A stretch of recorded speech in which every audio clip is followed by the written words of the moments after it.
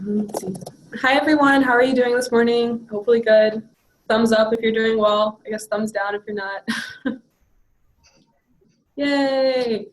Some people might be in the middle. That's kind of how I am, but you know, it's Friday, right? So looking forward to the weekend. It's always good.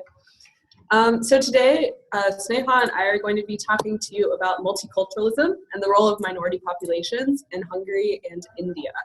So first, we're going to ask you guys to have a quick focus activity to connect what you've been learning about as well as what you will learn about today with us. So I'm going to share screen, I suppose. Sneha, I can't remember, are you the one who's supposed to be leading this or is it me?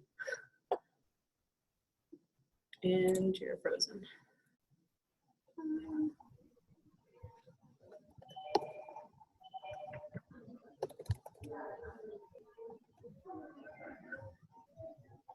Sneha? Hey. Hey, sorry, it got frozen for a second. Are you Same.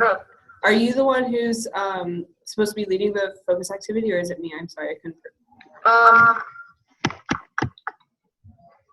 It doesn't really matter to me. Okay, I'll do it. Okay. Okay, let's see. So, I'm going to view this and, or no. Okay. So, oh yeah. Okay, so if you guys could discuss with a partner just a couple of things. So the first is, what are two things that you have learned about the role of minority populations in the United States? February is Black History Month, so you can talk about that if you would like. The second question is, what are some significant achievements of minority populations in the U.S.? And then it's more individualized. So if you are from a minority population, what are some challenges you have faced? Or if you're not, what are some challenges you might face on a daily basis if you were a part of a minority population in America? And then what are some ways that the culture of minority population impacts American culture? If you guys could just discuss this for a couple minutes, and then afterward we will take answers. You can come up to the camera and tell us what you talked about, if that sounds good to everyone. Cool.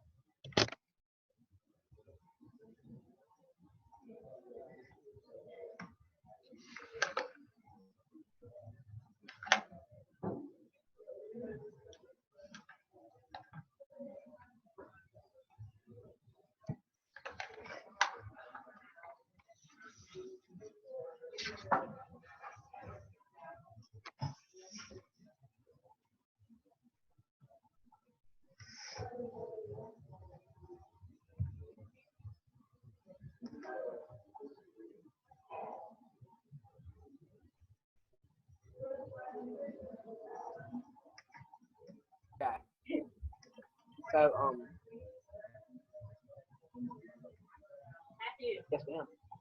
So, two things that I've learned about the role of minority populations in the United States is that they are treated unfairly and that they are very highly stereotyped.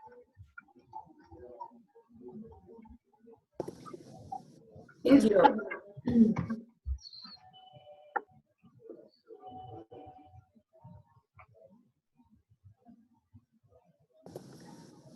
Does anyone else want to answer question number one? Or another question? Yeah, thank you for sharing for number one. Yeah, really.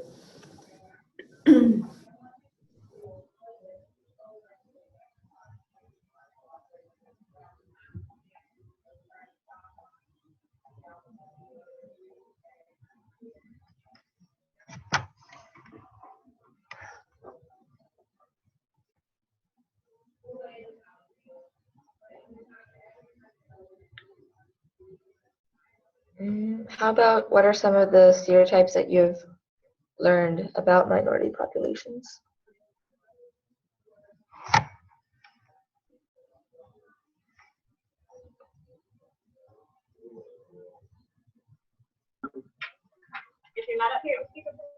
Yeah, for number two, minority populations have brought different cultures and new ideas to the U.S.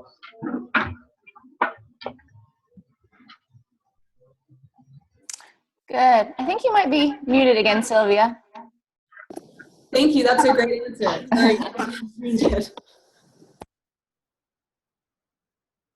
This seems to be a problem for me. The microphone. Does anyone want to try and answer number three? Whether you are from a minority population or if you aren't, then maybe some challenges you might face. We've already talked about stereotypes, so that definitely has an impact on minority populations in the U.S. I'm like originally from America, but my parents are from India. So some challenges that I face is that they assume that I'm not athletic or that I just do math all day. So that's one of the challenges that I face. Thank you for your answer. That's awesome. I mean, it's not awesome, the challenges you face, but thank you for your answer.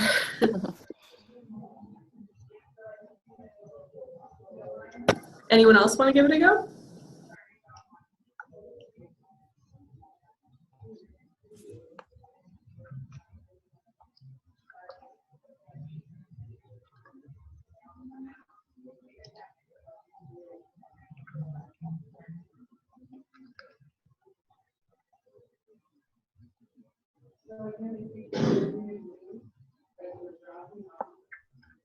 You could like get stopped in driving your car because they might think that like you don't own it or you stole it. That's true. That is a stereotype that many people think of minority populations. So if no one else has any answers they want to share, I guess we'll move on to talking about our countries. But basically, minority populations in the U.S. Have had a lot of impact over time, contributing to American culture. But unfortunately, there's still a lot of challenges that they face on a daily basis, which I'm sure that you guys have been learning about. So thank you so much for your contributions. Okay, so the first country we'll be talking about today is Hungary, which is where my family is from. Just again is a map of Hungary. It's a pretty small country located in Central Europe, but it usually is delineated to Eastern Europe because of its involvement and membership in the Eastern Bloc during the Cold War. So yeah, basically Hungary is surrounded by quite a few countries. There's Austria, Slovakia, Ukraine, Romania, Serbia, and Croatia. And there are a lot of different minority populations. However, there's not a huge amount of them. And so I guess I'll be telling you about that. So here's some facts about ethnic or racial minorities in the US and Hungary. So in Hungary, about 84% of people who live there are Hungarian, ethnic Hungarians, whereas minorities include the Roma, which I'll be telling you guys more about today because that's the largest minority group in Hungary, and it's very much discriminated. They're very much discriminated against, unfortunately. Germans also live in Hungary, Slovaks, Croats, Romanians, people basically who are from these countries bordering Hungary do. So for instance, in like people who come from Germany maybe are closer to this side of Hungary, the western side, because it's closer to Germany and Austria, whereas people from like Romania are more towards the east, and Serbia are more in the south. Same with Croatia, since it's in the south as well. And then the US, So I took these figures from like the CIA World Fact Book, and I'm not exactly sure when the data for the US was included, but at the time it was about 80% of the population in the US is white, whereas minorities are comprised of Hispanics, Blacks, Asians, and American Indian, Natives, and Asian Pacific Islanders. So like in white is like Indo-European, etc. So we have religious minorities as well, not only in the US, but also in Hungary. So Hungary is predominantly Christian. About maybe 50% or so of the population identifies with a Christian faith. However, Roman Catholicism is very strong there. So the Catholic way of life is very much incorporated in Hungary. A lot of people go to Mass and celebrate Lent and these other holidays. So for instance, when I was in Hungary for October 31st, which is Halloween here, we basically, my family and I celebrated another holiday, a Catholic holiday, which was November 1st, All Saints Day. Has anyone heard of All Saints Day? Awesome, yeah. So basically, we went and visited the cemetery, and a lot of people do that, go out and take candles at night and remember those who have passed away. So there wasn't like Halloween, but there was All Saints Day. So a lot of Catholic holidays are very much incorporated into Hungarian way of life, I suppose. But overall, it is, I guess, a Christian nation primarily. However, there's a lot of people who do not identify or who just are like unspecified. So I was just going to ask, because Hungary used to have a pretty considerable Jewish population. Does anyone want to guess why there's not so much, like why there aren't as many Jews in Hungary anymore? You can just raise your hand and ask, or I don't know.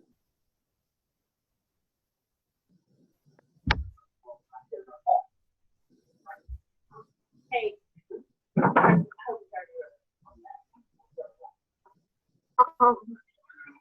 Because of Nazi occupation during World War II? Yep, spot on.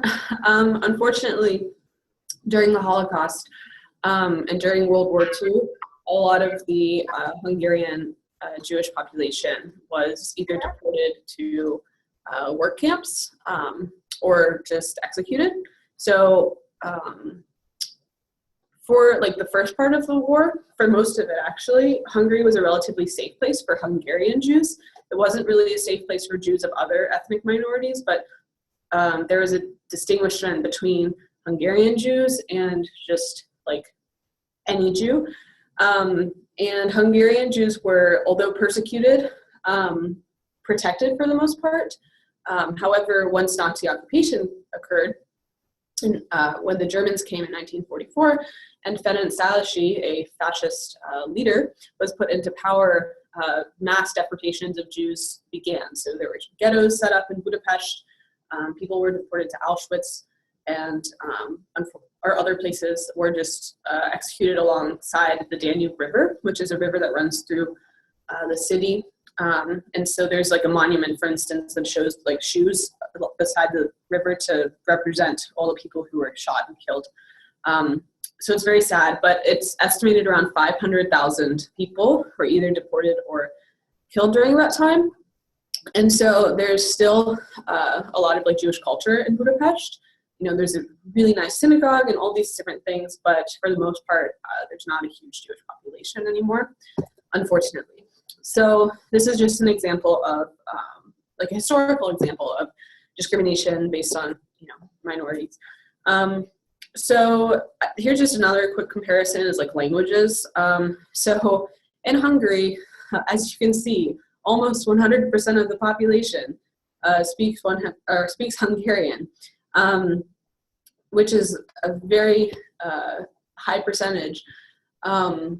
So the reason why some of these, like, it doesn't add up to 100 is because some people are bilingual or trilingual. But English is the second most spoken language, and then German. a lot of businesses from like the EU and those areas are come in, and there are quite a few expats. But in the US, about 80% of the population speaks English, followed by Spanish. And yeah, so I just wanted to show you guys this. There's not a huge diversity in languages in Hungary. So I'm going to be talking to you primarily about the Roma people who were also discriminated against, who still are unfortunately discriminated against in Hungary, but were persecuted during the Holocaust as well. So the Roma people, according to official numbers, is about 2% of the population, which would mean about 200,000 people. But there are estimates that it actually could be like on the low end, 500,000, or on a high end, almost 1 million people who live in Hungary who are Roma. So I guess I'll start with the history, but the history of the Roma people is that they're actually originally from northern India, and they came to Europe about 1,000 years ago, so around 1100. Today, the group is mainly found in Europe, but they're scattered kind of all across the world. I think there's about 12 million Romani or Roman people, or Roma people, sorry, around the world, but they're mainly in Europe, such as in Romania.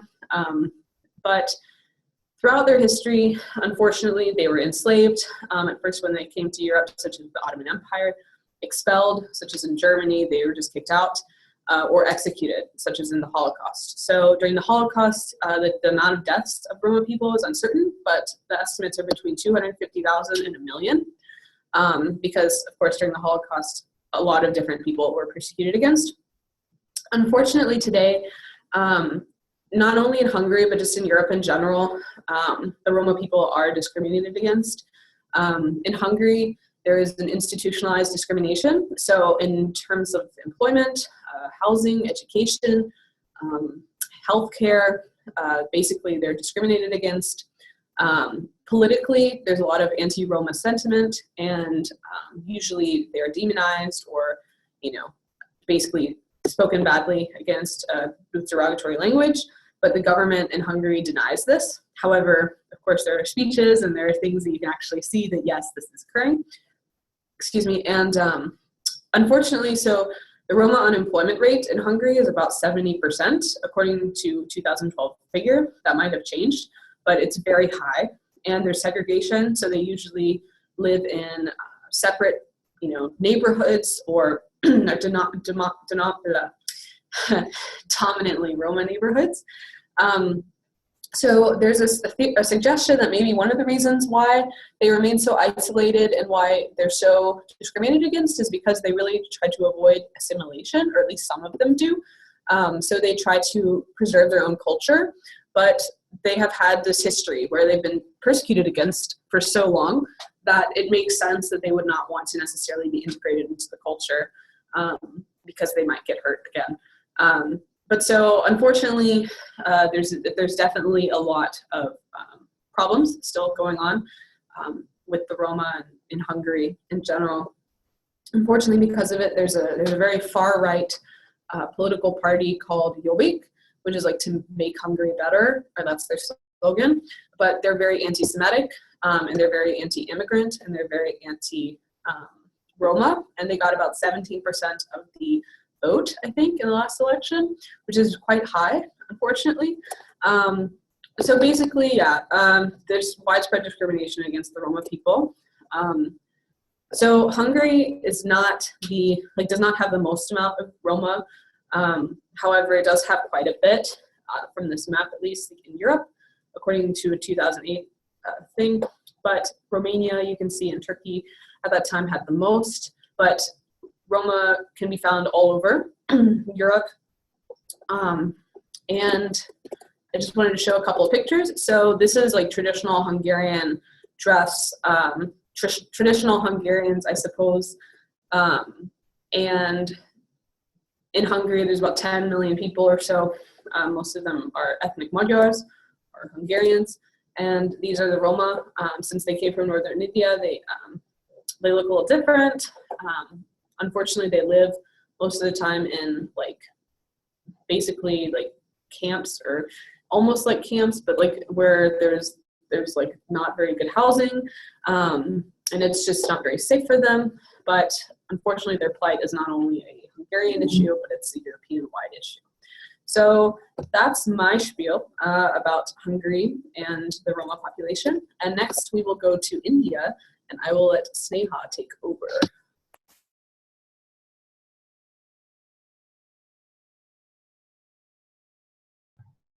Hi guys.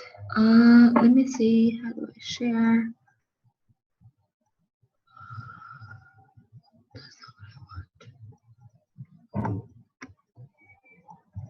Okay, this is what I want.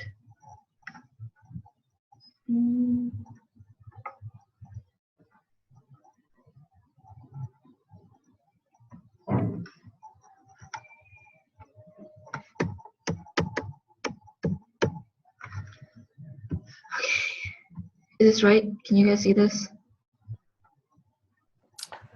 No, you should have your share screen button at the bottom. Yeah. If not, Sylvia can maybe pull it up. Oh, I got it. Hang on. Okay.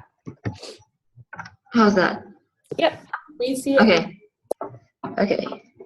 All right. Hi guys. I'm gonna talk to you about minority populations in India. So here we go. Well, that's the map of India. You guys have probably seen this before. But so India is there's two different types of minorities in India. It's a very religious country, but there's also like a lot of, when you think of India, you think of like Hinduism, or sometimes you think of Islam, but there's a lot of other religions that are like minority religions. But it's also, we also have social minorities, people who are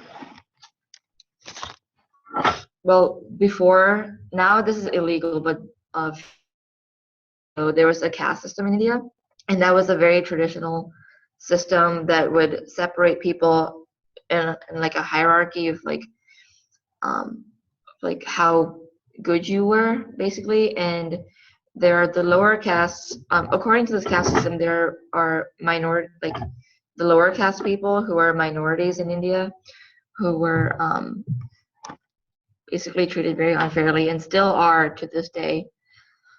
So here I've like listed the two lower caste groups as the scheduled castes and the scheduled tribes. And as you can see, they make up 16% of the population and 8% of the population respectively. And I've also listed like minority religions in India, like Muslims, Christians, Sikhs, Buddhists, Jains, and Jews. And there are even other religions in India that are so small that they don't even make like a significant percentage of the population. So here are the major religions of India, and like a pie chart, so you can see how like small the populations are compared to like the population of Hindus or even the population of Muslims. There's 13.4%. Like there's a tiny little slice for like Jews in India, and a tiny little slice for Jains and Buddhists. But like even these small little like decimal percentages makes up like hundreds of thousands of people, because the population of India is huge. It's the second most populated country in the world. So even like 0.5% of people is like 200,000 people or whatever. So there's actually a lot of people who follow these different religions. And here's a map or two different maps of like major religions according like geographically. There are more Christians, as you can see, in like the eastern side of India. There's more Muslims in the north and northwest, because that's closer to like the Middle East and Pakistan. But like, I mean, this is obviously, they're not delegated to certain geographical areas. It's just like where the majority of the population is. But yeah, there's Christians all over India, there's Buddhists all over India, etc. So, but yeah, these are just like an interesting comparison of the majority of like what the majority of the population practices. And then, like I said, these are there's religious minorities, and then there's also social minorities. So as I mentioned before, there are two major groups of people who have been marginalized in India because of the caste system. There's the scheduled castes. They're called untouchables commonly. They're also called Dalits, but that is like a very politically incorrect term. It's not necessarily like rude, but it's just incorrect, and you shouldn't say that. So, like politically, they're called the scheduled castes, and the majority of these people are Hindus, but some of them also belong to other religions. So this is not like a religion-based like difference. This is because of their caste, and the reason they're in this like lower caste is because they have traditionally been the ones who have taken care of like cleaned up the wastes of other people, or they're like servants. They clean like the sewers, and they also take care of the dead, and they like prepare them for funerals or prepare them for cremation.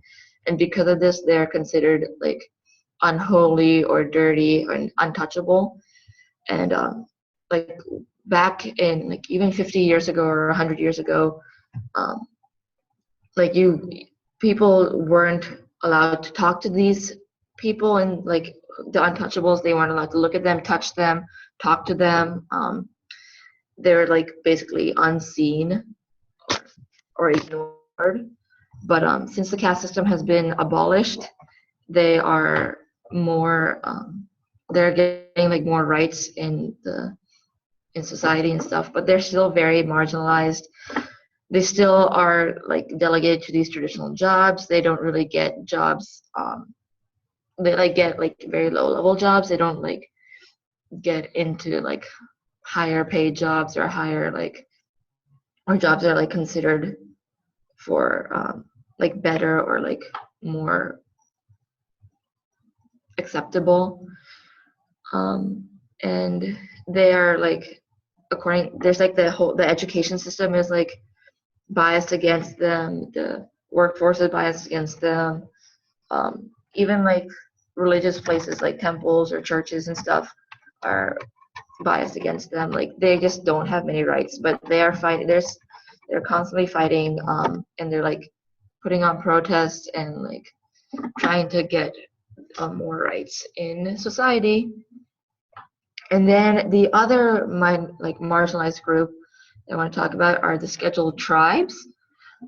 This is the name given to various tribal groups and indigenous people of India before like the Aryans came in from the Middle East and like even from like I guess like Eastern Europe / Western Asia.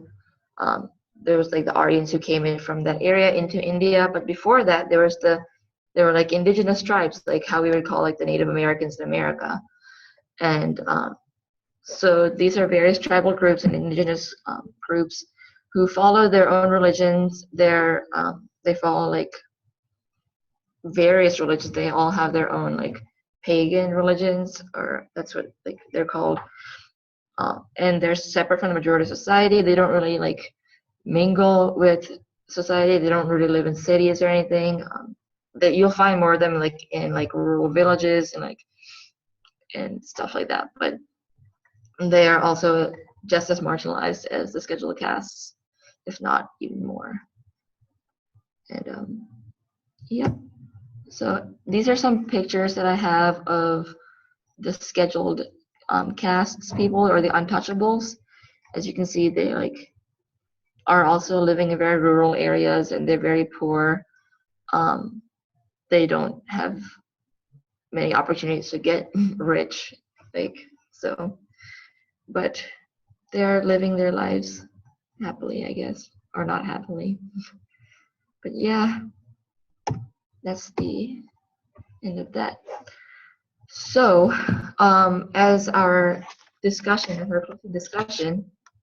we wanted to like talk about the minority populations in the United States again, as well as minority populations in Hungary and India that we just talked about, and how are they treated differently? How can you like compare the treatments between the 2 countries or 3 countries?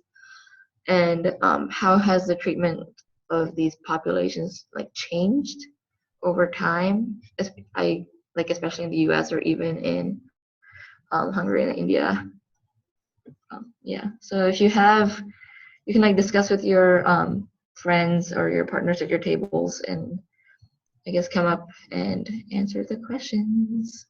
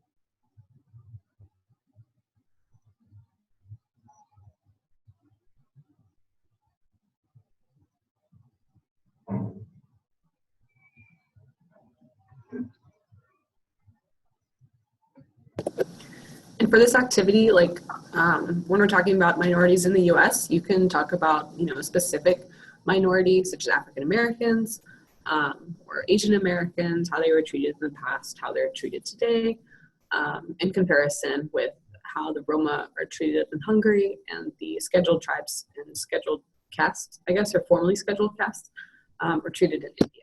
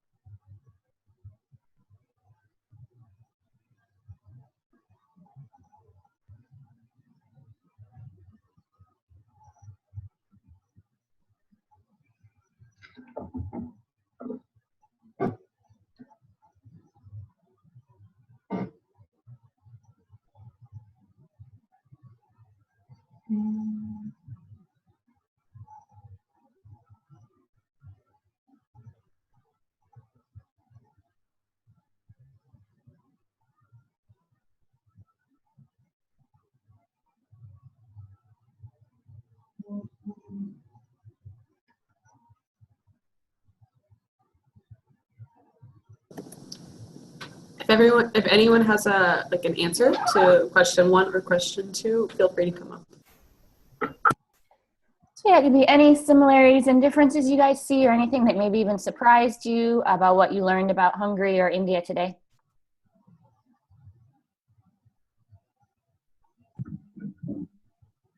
So minorities in the past were treated badly, and they still are treated badly today. Except in the past, it was more of making them leave or just killing them. And today, it's more economically discriminating against them. Great answer, thanks.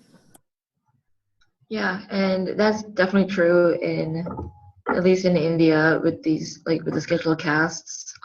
They were killed a lot in the past, but now they're just economically discriminated against. I thought in like India, the minorities were discriminated a lot more than they are in the U.S.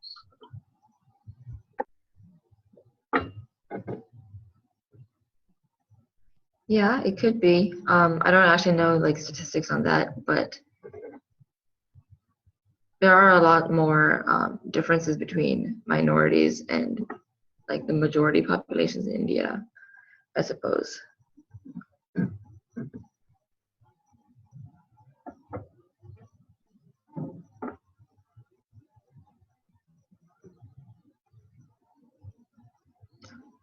Do this Okay. I feel like there are some groups that get marginalized for political gain.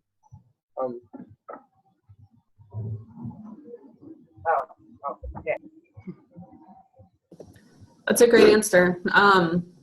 Yeah, unfortunately, some groups do get marginalized, not only in the past, but also in the present. We think about just in the past, how Hitler blamed basically the degenerates of society, or the Jews, for a lot of problems that society had, or for instance, today we see rhetoric in the US and abroad that is very, derogatory towards Muslims or different people groups, and has them as the scapegoat for a lot of problems, economically or just politically. So unfortunately, this issue is still very relevant today, not only here, but also abroad. Anyone else want to give it a try? If not, that's okay. We'll just close, but.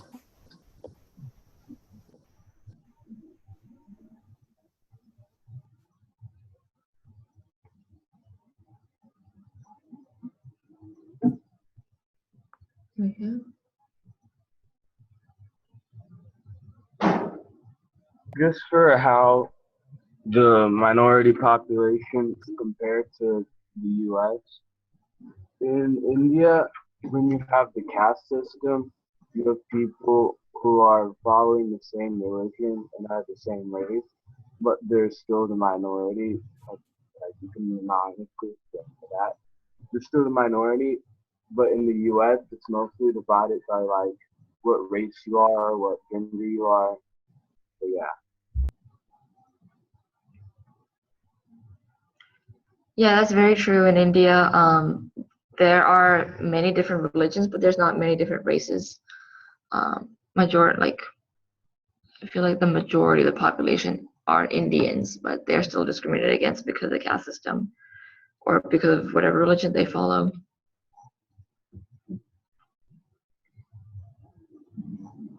In Hungary too, there's not a huge, sorry, go ahead. I was just gonna say, you guys have come up with a lot of really thoughtful and good comparisons and contrasts, but yeah, go ahead, Sylvia. Oh, I was just going to say, like in Hungary too, just like in India, I guess ethnic Hungarians make up the majority of the population. So in the past, religious reasons or like, I guess, ethnic reasons have been more so reasons for discrimination rather than racial reasons. However, there are different races in Hungary. There are a lot of Afro-Hungarians, which is when like Hungarians, either Africans or African Americans, have children together, etc. For example, I have cousins who are Afro-Hungarian, but it's not a huge amount of, doesn't make up a huge amount of the population in Hungary, which is interesting to look at. Like, if you look at immigration policy in Hungary, it's pretty strict, especially with rhetoric towards refugees or immigrants or migrants coming from North Africa or the Middle East, etc. Very much against, the government is very much against that in Hungary, which maybe is because they have this idea where they want to have like an ethnically pure country, which is problematic for a lot of reasons. But yeah, maybe that could be a contribution for why. All right. I just had a question about the India discrimination. So you said it's harder for the people you're discriminated against to get jobs, but can't they just lie on their resume about being that group? Yeah, not really. It's very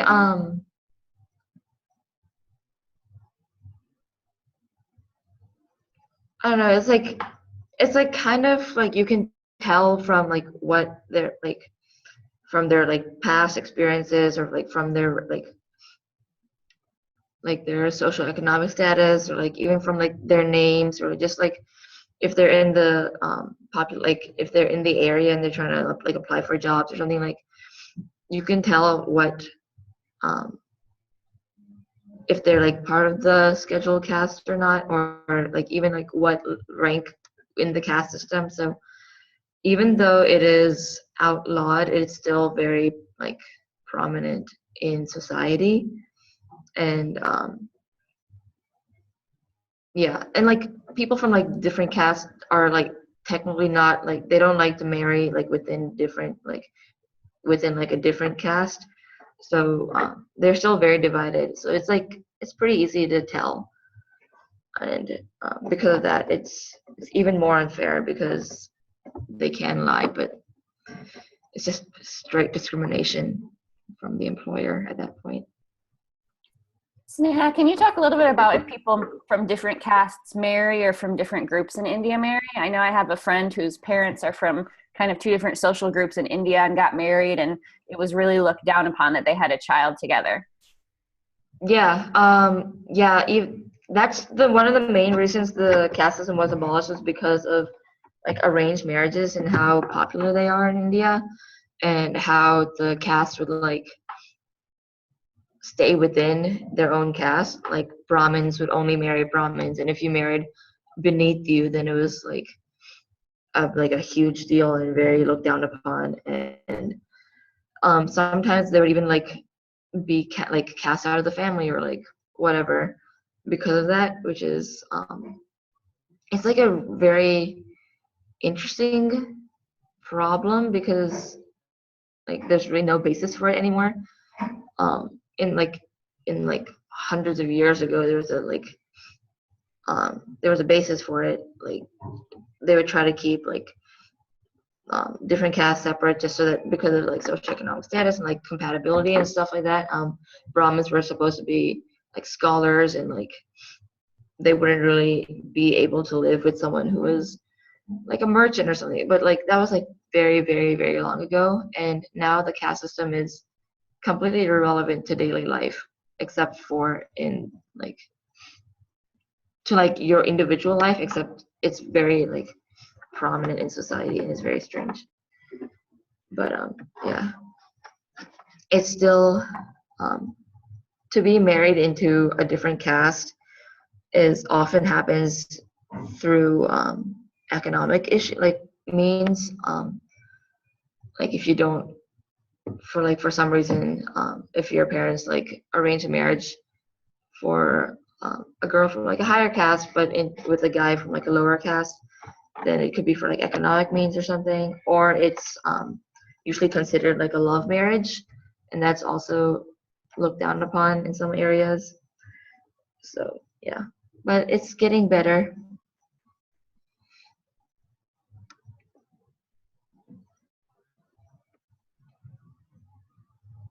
Do y'all have any questions for us about Hungary or India?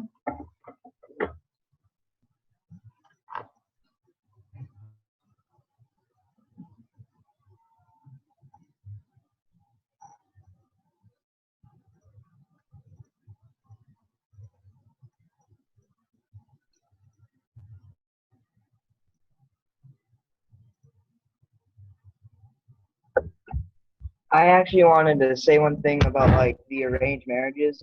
I know that when my mom and dad moved to America, they actually kept their Muslim identity and the fact that they had an arranged marriage a secret, because they know that that would be looked down upon in America. Yeah, that's an interesting comparison, actually. It's the opposite here. Having an arranged marriage here is looked down upon, and having a love marriage in India is like very strange. So, yeah. They're both very legit forms of marriage. For number two, I wanted to say that I think that the minority populations in the U.S. is treated better than the current treatment of Roma, because it seems like a lot of people are against the Roma, and at least here we have support and we're trying to fight for equality for all. Yeah, I think I would agree with that. It seems like there's at least been more progress in the U.S. With treatment towards minorities than with treatment towards the Roma population in Hungary.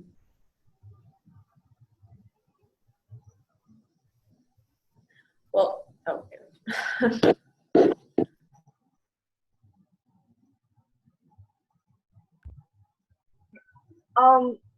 About what Rohan said though, though we have made progress in the US, I would think that currently, like most recently, it started to get a little worse, just because of current political division and controversy and that sort of stuff. Yeah, I definitely agree with you. As well, it does seem like there's a bit of backsliding, unfortunately, here with treatment towards minorities or just marginalized groups in general. Yeah.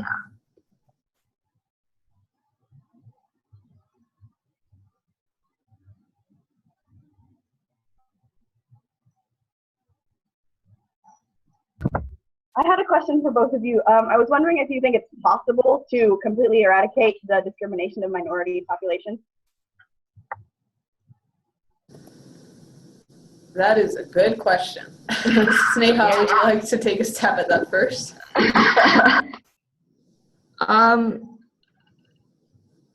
The optimist in me says yes.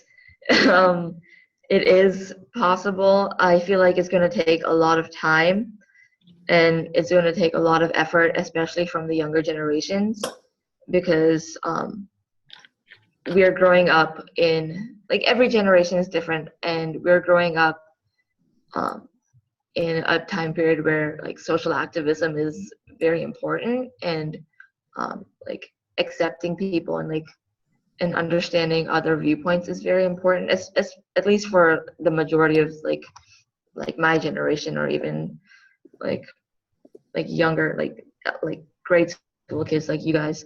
But I feel like it is an issue that should not be taken for granted ever, and we need to actually work on it very hard and for a very, very long time. But hopefully one day it will be possible to eradicate it completely. So I guess my answer to that question is maybe. I think it depends on the conditions. You know, I think it depends on where you are. Like, I think in some countries it'll take longer than others. I personally think that exposure to different cultures is really important, especially from a young age, in order to help people be more open-minded, because a lot of the time, unfortunately, these kind of maybe backward views or negative views towards minorities or just marginalized groups in general start because, you know, in when you're a child, you hear the same thing over and over about, just different groups.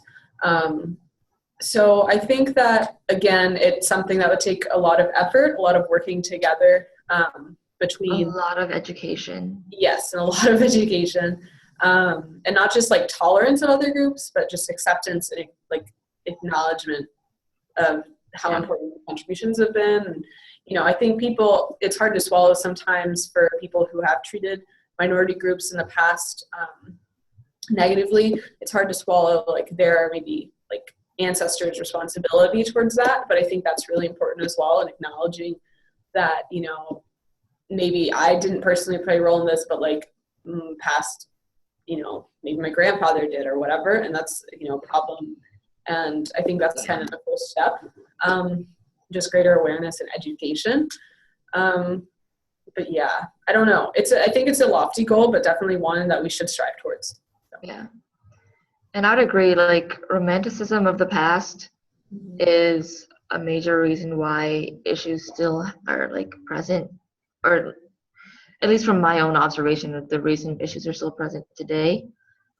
People always think of their own childhoods as like the golden years, or like the like beautiful time when everything was perfect, and then now everything is like there's like fighting and wars all the time. But people need to realize that like these issues have always been there, and just because they didn't know about it when they were younger, or like even when their parents were younger, doesn't mean that they weren't issues and that we should go back to those times, so